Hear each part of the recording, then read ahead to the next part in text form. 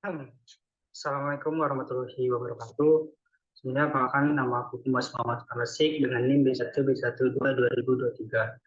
Di sini aku akan ngebahas tentang materi dari bab ke-7 yaitu pengaruh pajak terhadap perekonomian makro untuk memenuhi tugas mata kuliah dari tata kelola keuangan pemerintah.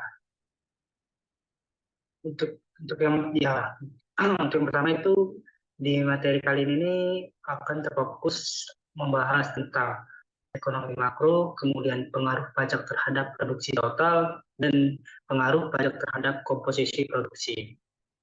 Untuk materi yang pertama yaitu, apa itu ekonomi makro? Ekonomi makro adalah cabang ilmu ekonomi yang mempelajari perilaku, struktur, kinerja, dan kebijakan ekonomi secara keseluruhan. Bukan hanya tingkat individu atau perusahaan, fokus ekonomi makro adalah pada fenomena ekonomi yang dilibatkan seluruh perekonomian suatu negara atau wilayah, seperti pertumbuhan ekonomi, inflasi, pengangguran, tingkat suku bunga, dan perdagangan internasional. Kemudian indikator penting dalam ekonomi makro yaitu yang pertama ada produk domestik bruto, kemudian ada inflasi, kemudian ada kebijakan moneter, dan yang terakhir itu adalah pertumbuhan ekonomi.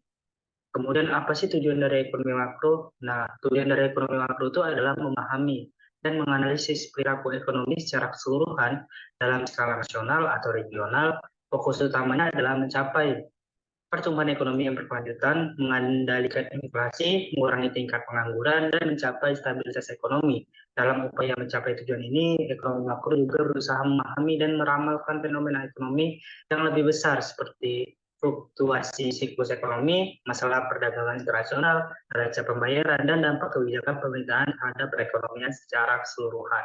Dengan pemahaman yang lebih baik tentang perilaku ekonomi makro, pemerintah dan pembuat kebijakan dapat merancang kebijakan yang lebih efektif untuk meningkatkan kesejahteraan masyarakat dan menjaga stabilitas ekonomi.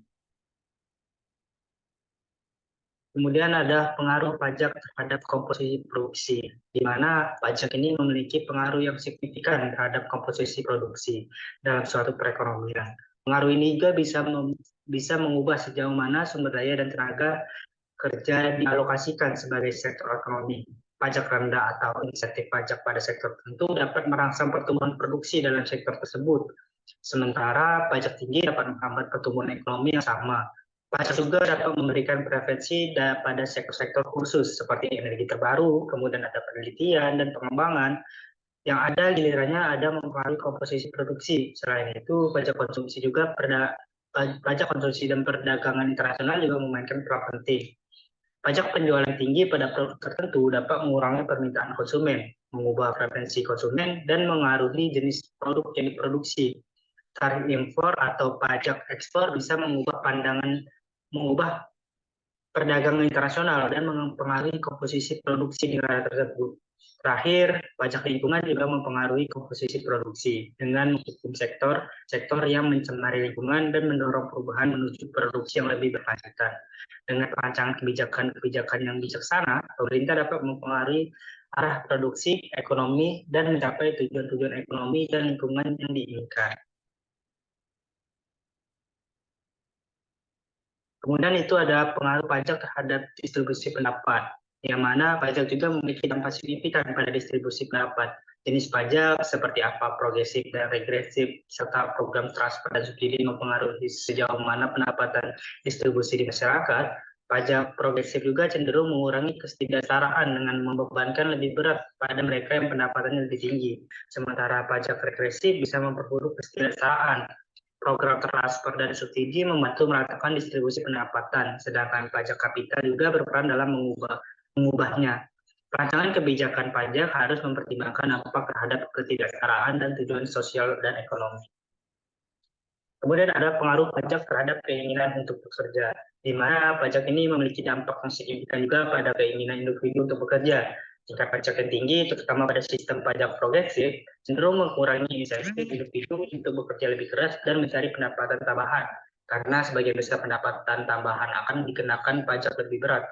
Selain itu juga, pajak pada pendapatan kapital atau kesejahteraan sosial yang besar bisa mempengaruhi keputusan untuk bekerja. Namun ada juga program insentif pada net income tax credit yang dapat mendorong partisipasi dalam angkatan angkatan kerja. Oleh karena itu juga Ditjen Pajak harus mencari keseimbangan yang tepat antara pencapaian pendapat individu dan tujuan sosial, serta mempertimbangkan dampak terhadap motivasi untuk bekerja.